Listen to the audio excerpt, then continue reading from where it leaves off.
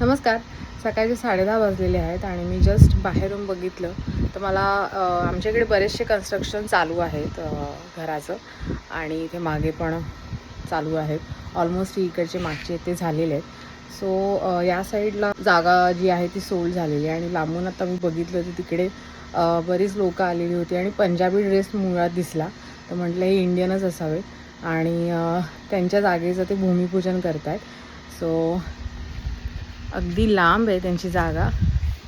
तिकडे एक मिनिट, तिकडे गाड्या आहेत त्या साईडला, दाखवते मी तुम्हाला. तिकडे चालू आहे.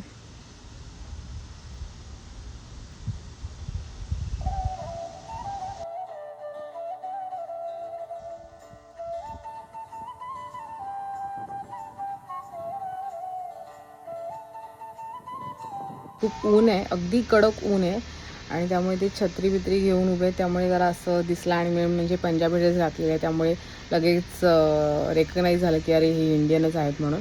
सो इथे बरीचशी लोकं जेव्हा आपल्याला डर्ट प्लॉट म्हणजे जेव्हा घर आपण जागाच रिकामी जेव्हा घेतो आणि त्याच्यावरती बिल्डर आपल्याला घर बांधून देतो, तो डर्ट प्लॉट बोलतात. सो ते जेव्हा मिळतं तेव्हा पण लोकं इथे, आपले इंडियन लोकं, बरीचशी लोकं भूमिपूजन करतात.